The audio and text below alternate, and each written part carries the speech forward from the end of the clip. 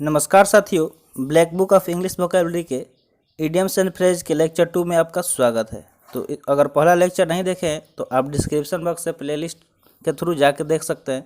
तो ये है सेकंड लेक्चर और एक एक लेक्चर ऐसे ही 20-25 मिनट का बनेगा और पूरे इडियम्स एंड फ्रेज को कवर कर लिया जाएगा। तो चलिए वीडियो स्टार्ट करते हैं। उससे पहले लाइक कर दीजिए और चैनल सब्सक्राइब नहीं किए हैं तो चैनल सब्सक्राइब कर लीजिए। अगर यूट्यूब पे देख रहे हैं तो फॉलो ज़रूर कर लीजिएगा, ठीक है।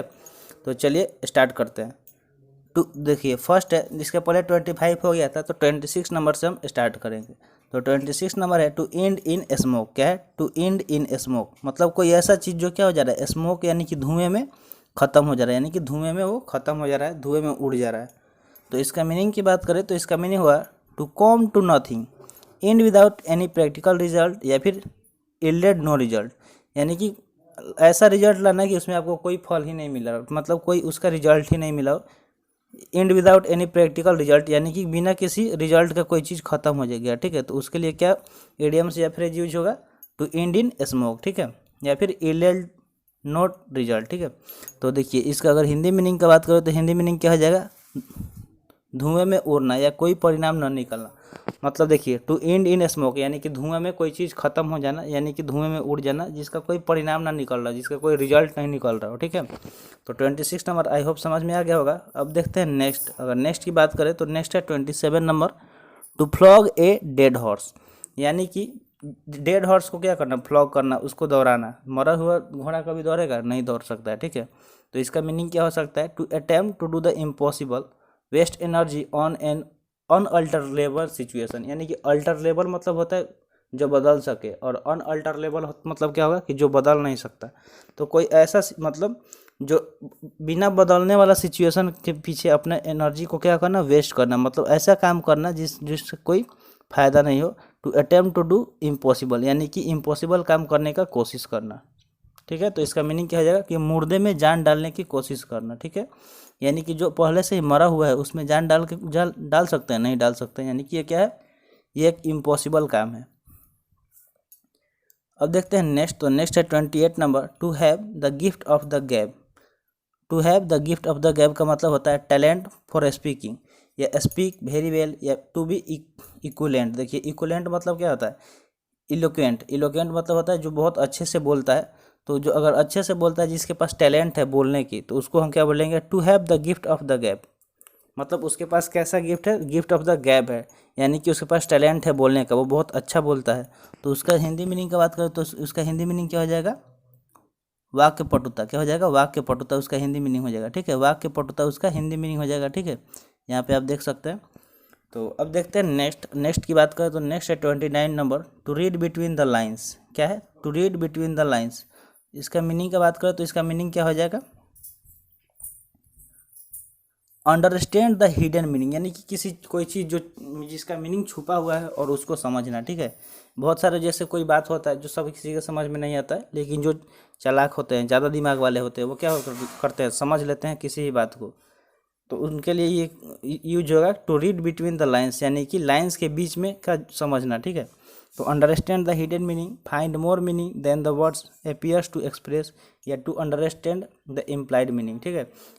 यानी कि बहुत सारे नहीं होता है कि एक 100 बात का एक बात कोई बोलता है, तो वो वही समझ सकता है ना जो उतना उसके पास ज्ञान होगा। तो उसके लिए क्या यूज होगा? To read between the lines. तो आई होप ये आपको समझ में आ गया होगा, जिसका मीनिंग होता है छिपा हुआ अर्थ निकालना। क्या होना? कि छिपा हुआ अर्थ निकालना।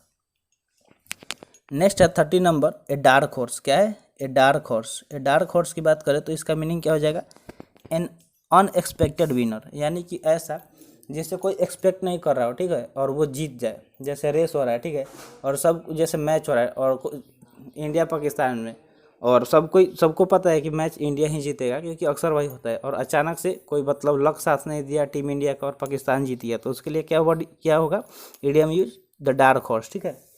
द डार्क हॉर्स मतलब हो गया एन अनएक्सपेक्टेड विनर, यानी कि जो उम्मीद से परा हुआ हो और उसको वो जीत जाए, ठीक है। समवन हु अनएक्सपेक्टेडली सक्सीड, यानी कि कोई ऐसा जिससे लोग एक्सपेक्ट नहीं करते हो कि वो कभी लाइफ में सक्सेस होगा और वो सक्सेस हो जाए।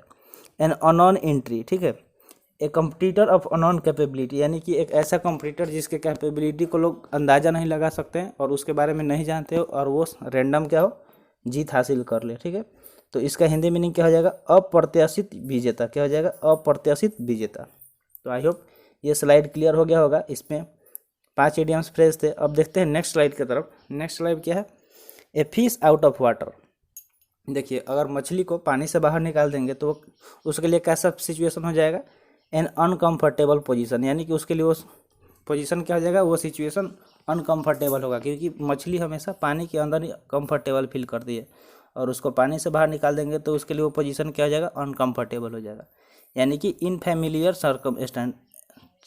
अनफेमिलियर सर्कमस्टांसेस, यानी कि इसका हिंदी मीनिंग हो जाएगा असहज परिस्थिति। कैसे परिस्थिति, तो असहज, ठीक है, असहज परिस्थिति इसका मीनिंग हो जाएगा। तो यहाँ पे इडियम्स क्या है, a fish out of water, जिसका मीनिंग होता है in uncomfortable position in unfamiliar circumstances, ये इसके मीनिंग हो जाएंगे, और हिंदी मीनिंग हो जाएगा असहज परिस्थिति। नेक्स्ट की बात करें तो नेक्स्ट है ए स्टोन्स थ्रो अवे, यानी कि कोई चीज़, मतलब जैसे हम एक स्टोन फेंके, ठीक है, और जितना दूर तक गया तो वो कितना दूर तक जाएगा, बहुत कम ही दूर तक जाएगा, जितना हमारे पास एनर्जी होगा उतना जाएगा, यानी कि काफ़ी दूर तक वो नहीं जा सकता है, थोड़े ही दूर जाएगा। तो स्टोन्स थ्रो अवे का मतलब होता है एट ए शॉर्ट डिस्टेंस, ठीक है, एट ए शॉर्ट डिस्टेंस, यानी कि थोड़े दूरी पे इसका मीनिंग हो जाएगा। क्या हो जाएगा, थोड़े दूरी पे, ठीक है, थोड़े दूरी पे इसका मीनिंग हो जाएगा। तो यहाँ पे क्या है, इडियम से एट ए स्टोन्स थ्रो अवे, जिसका मीनिंग होता है एट ए शॉर्ट डिस्टेंस, यानी कि थोड़े दूरी पे। जैसे आप ऐसे बोल सकते हैं कि जो मेरा स्कूल है वो क्या है, at a stone throw away पे है, यानी कि हम इतना दूरी पे है कि हम एक स्टोन को फेंकेंगे तो वहाँ तक जा सकता है, यानी कि बहुत कम दूरी पे है हमारे घर के पास से। तो अब देखते हैं नेक्स्ट। अगर नेक्स्ट की बात करें तो नेक्स्ट है एट द 11th आवर। क्या है, नेक्स्ट क्या है, एट द 11th आवर, यानी कि इसका मीनिंग होता है at the very last moment. क्या, यानी कि at the very last moment, यानी कि जो मतलब लास्ट टाइम पे कोई काम होना, यानी कि आखिरी मौके पे, ठीक है।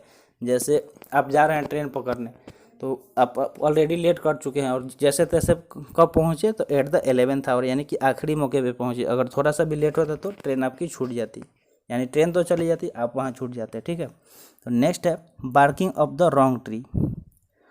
नेक्स्ट देखें तो नेक्स्ट क्या है, barking of the wrong tree, यानी कि इसका मतलब होता है trying to do something in a way that will not work, मतलब कि कुछ ऐसा करना जो मतलब गलत हो, ठीक है, निरर्थक प्रयास, जिससे कोई फायदा नहीं होने वाला हो, कुछ ऐसा काम करना जो काम नहीं करे, ठीक है, कोई ऐसा जो काम नहीं करे, ठीक है, तो उसका मतलब होगा निरर्थक प्रयास, ठीक है। अब देखते हैं नेक्स्ट। तो नेक्स्ट है cost N arm and A leg. Cost N arm and A leg का मतलब होता है वेरी एक्सपेंसिव, मतलब किसी चीज़ का दाम को क्या हो, बहुत ज़्यादा महंगा हो, तो उसके लिए क्या यूज करेंगे, cost N arm and A leg. इसका मतलब होगा बहुत महंगा पड़ना। क्या होना, बहुत महंगा पड़ना, ठीक है, बहुत महंगा पड़ना। यहाँ पे देख सकते हैं क्या हो जाएगा, बहुत महंगा पड़ना। नेक्स्ट स्लाइड की तरफ बढ़ते हैं। नेक्स्ट स्लाइड है give a piece of one's mind. क्या है, give a piece of one's mind, इसका मतलब होता है टू रिब्यूक समवन स्ट्रांगली या speak sharply, scolding, to reprimanded. देखिए, मतलब to give piece of one's mind मतलब होता है कि डांटना। क्या होता है, डांटना। टू रिब्यूक समवन, रिब्यूक मतलब भी क्या होता है, डांटना। स्कोल्ड मतलब भी डांटना होता है, रिप्रीमेंडेड मतलब भी डांटना होता है। तो यहाँ पे क्या है, idioms give a piece of one's mind मतलब होता है टू रिब्यूक समवन स्ट्रांगली, यानी किसी को बहुत तेज डांट देना या बहुत तेज़ बोलना। स्कोल्ड करना, स्कोल्ड मतलब ही होता है डांटना किसी को बहुत तेज़, या रिप्रीमेंड मतलब भी तेज़ डांटना होता है, ठीक है। तो यहाँ पे समझ गए होंगे इसका मीनिंग। अब देखते हैं नेक्स्ट। नेक्स्ट है इन ए नॉट सेल। क्या है, in a nutshell. In a nutshell की बात करें तो इसका मीनिंग होगा ब्रीफली एंड कंसाइजली, यानी कि एक्सप्रेस वेरी ब्रीफली, यानी किसी चीज़ को बहुत ज़्यादा विस्तार में बताना। क्या करना, बहुत ज़्यादा विस्तार में बताना। जैसे कि अगर आप द हिंदू वोकैब्स का वो देखते होंगे, द हिंदू वोकैब्स मेरा सेशन, तो उसमें हम सारे वर्ड को क्या करते हैं, बहुत ज़्यादा विस्तार में बताते हैं। इन ए नॉट से, यानी कि I describe each and every word in a nutshell way, ठीक है। तो इसका मतलब होगा कि संक्षेप में बताना, किसी चीज़ को क्या करना, संक्षेप में बताना, ठीक है। नेक्स्ट की बात करें तो नेक्स्ट क्या है, selling in the same boat. क्या है, selling in the same boat, यानी कि being in the same difficult situation, यानी कि एक ही सिचुएशन में होना, यानी कि उसी कठिन परिस्थिति में होना, किसी कठिन परिस्थिति में होना। Selling in the same boat, यानी कि सपोज आप हैं और आपके फ्रेंड हैं, तो जैसा हालात आपका है वैसा ही आपके फ्रेंड का है, तो उसके लिए क्या यूज होगा, selling in the same boat, जिसका मीनिंग क्या हो जाएगा, तो उसके मीनिंग की बात करें तो मीनिंग क्या हो जाएगा, being in the same situation. क्या हो जाएगा, being in the same situation. इसका हिंदी मीनिंग हो जाएगा उसी कठिन परिस्थिति में होना, ठीक है। और यहाँ पे इडियम्स क्या है, तो selling in the same boat. अब देखते हैं नेक्स्ट। तो नेक्स्ट की बात करें तो नेक्स्ट क्या है, to add fuel to the fire. यानी कि आग में हम अगर फिर से फ्यूल डालेंगे तो क्या होगा, वो आग और ज़्यादा बढ़ेगा, यानी कि मेक थिंग वर्स, यानी कि चीज़ें क्या करना, और ज़्यादा खराब कर देना, ठीक है। वर्सेंट द डिफ़िकल्ट सिचुएशन, यानी कि कोई सिचुएशन ऑलरेडी डिफ़िकल्ट है और उसके बाद उसमें और ज़्यादा डिफ़िकल्टीज क्रिएट करना है, तो उसके लिए टू क्या वर्ड क्या यूज होगा यहाँ पे इडियम्स, तो to add fuel to the fire. क्या हो जाएगा, to add fuel to the fire, ठीक है। जिसका मतलब होता है आग में घी डालना। हिंदी में अगर इसके बात करें तो क्या हो जाएगा, आग में घी डालना, यानी कि किसी के गुस्से को और अधिक भड़काना है। ऑलरेडी कोई क्या है, ऑलरेडी कोई गुस्सा है और कुछ बोल के उसको और ज़्यादा भड़का देना, तो उसके लिए यूज होगा to add fuel to the fire. Next है 40 नंबर। 40 नंबर की बात करें तो 40 नंबर क्या है, to keep the wolf away from the door. यानी कि जो वोल्फ है, वोल्फ किसको बोलते हैं, भेड़िया को, तो उसको क्या करो, दूर दूर रखो दरवाजे से। यानी कि टू कीप ऑफ स्टारवेशन या एवॉइड स्टारवेशन। स्टारवेशन मतलब क्या होता है, भूखमरी होता है, ठीक है। क्या होता है, भूखमरी। तो एवॉइड स्टारवेशन का मतलब होता है कि भूखमरी से बचना। क्या करना, भूखमरी से बचना, अपने आप को क्या करना, भूखमरी से बचाना, ठीक है। भूखमरी से क्या करना, बचाना। तो स्टारवेशन को क्या करना, कीप ऑफ करना। तो आई होप ये समझ में आ गया होगा। अब देखते हैं नेक्स्ट स्लाइड। तो नेक्स्ट स्लाइड में क्या है, फर्स्ट है 41 number, to take to task. क्या है, टू टेक टू टास्क, यानी कि punish, to review, to scold someone, या फिर गेट एन ऑफिशियल रिप्रीमेंट। तो इसके पहले भी इसका बताए थे। यहाँ भी क्या हो गया, टू टेक टू टास्क, यानी कि बुरी तरह से फटकारना, किसी को क्या करना, बुरी तरह से फटकारना। तो यहाँ पे इडियम्स क्या हो गया, टू टेक टू टास्क, यानी कि इसका मतलब क्या होता है, बुरी तरह से फटकारना। और इंग्लिश मीनिंग की बात करें तो punish, to rebuke, to scold someone, get an official reprimand, ये सब इसके इंग्लिश मीनिंग हो जाएंगे। अब देखते हैं नेक्स्ट। नेक्स्ट है अंडर ए क्लाउड, यानी कि अंडर सस्पिशन या फिर इन डिसग्रेस, यानी कि शक के दायरे में। मतलब कोई चीज़ क्या हो, अंडर क्लाउड, यानी कि क्लाउड के अंदर हो, ठीक है। यानी कि वो कैसा, शक के दायरे में, यानी कि उस पर डाउट ही है, ठीक है। उस पर क्या है, डाउट है। तो इसका समझ में आ गया होगा। अब देखते हैं नेक्स्ट क्या है, in A bone of contention. क्या है, in A bone of contention का मतलब होता है कॉज ऑफ डिस्प्यूट, यानी कि कॉज ऑफ क्वारल, मतलब झगड़ा का कारण, किसी झगड़े का जड़ या किसी झगड़े का कारण बोल सकते हैं, इन ए बोन ऑफ कंटेंशन। तो इसका मीनिंग क्या हो गया, झगड़े का जड़ हो गया।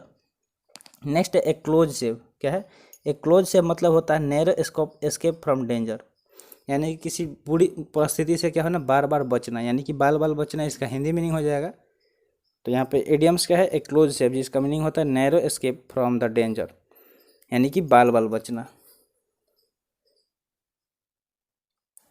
अब देखते हैं नेक्स्ट। तो नेक्स्ट क्या है, बैड, नेक्स्ट है बैड ब्लड। देखिए यहाँ पे ये सब जो ब्रैकेट में दिया गया होगा, आप सोच रहे होंगे कि ये क्यों दिया गया, तो ये सारे मतलब कितने बार एग्जाम में पूछे गए हैं वो बस यहाँ पे दिखाया गया है। तो ये बैड ब्लड मतलब क्या हो गया, तो आप इससे अंदाज़ा लगा सकते हैं कि मतलब कौन सा ज़्यादा इंपॉर्टेंट है, ठीक है। तो सब इंपॉर्टेंट तो सारे हैं और इजीली आप याद भी कर लेंगे अगर सेशन कंप्लीट करेंगे तो। देखिए बैड ब्लड मतलब होता है एंग्री फीलिंग, यानी कि इनिमिटी या इल फीलिंग बोल सकते हैं, इसका और मीनिंग हो सकता है। तो बैड ब्लड मतलब होता है आपसी दुश्मनी। क्या होता है, आपसी दुश्मनी, मतलब किसी से क्या हो, आपकी दुश्मनी हो, आपसी दुश्मनी पर्सनल, तो उसके लिए क्या यूज होगा, बैड ब्लड होगा। तो आई होप समझ गए होंगे। अब देखते हैं नेक्स्ट। नेक्स्ट है be wet behind the ears, यानी कि यंग एंड अनएक्सपीरियंस, मतलब कोई इंसान जो क्या हो, अनएक्सपीरियंस हो, जिस जो अनुभवहीन हो, तो उसके लिए यूज होगा be wet behind the ears, मतलब कि अनुभवहीन। इसका मीनिंग क्या हो जाएगा, अनुभवहीन, जिसके पास किसी काम का कोई भी एक्सपीरियंस नहीं है, अनुभव नहीं है, तो ऐसा यंग जो क्या हो, इनएक्सपीरियंस हो, उसके लिए यूज होगा be to wet behind the ears, ठीक है। नेक्स्ट है बीट अराउंड द बुश। क्या है, beat around the bush. Beat around the bush की बात करें तो ये हो जाएगा अवॉइडिंग द मेन टॉपिक, यानी कि घुमा फिरा कर बात करना, जो मेन टॉपिक है उससे हट के कुछ और बात करना। जैसे किसी इंपॉर्टेंट टॉपिक पे बात हो रहा है और वो बताना नहीं चाह रहा, जैसे दोस्त होते हैं और उससे कुछ पर्सनल पूछ दिया गया, तो वो क्या करते हैं, बीट अराउंड द बुश करते हैं, यानी कि बात को घुमा फिरा कर इधर उधर पेश करते हैं, ठीक है। जो मेन बात होता है वो नहीं बताते हैं, ठीक है। तो अवॉइडिंग द मेन टॉपिक, यानी कि जो मेन टॉपिक चल रहा होता है वो उसको अवॉइड करने लगते हैं, कुछ और बात करने लगते हैं।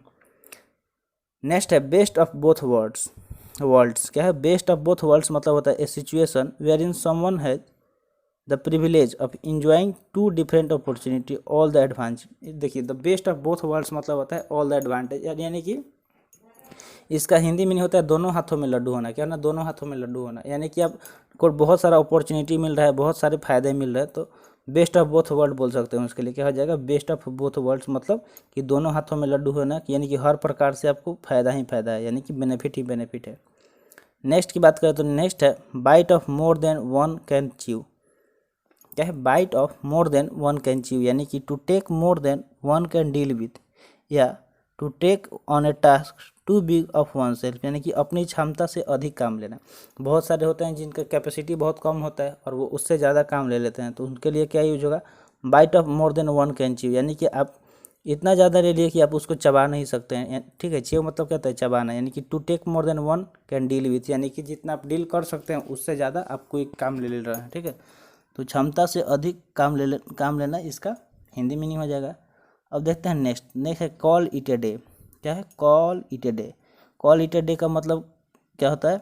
कि decide to agree to stop doing something, यानी कि डिसाइड करना। ठीक है, डिसाइड और एग्री, या डिसाइड करना है फिर एग्री हो जाना कि कोई काम नहीं करेंगे।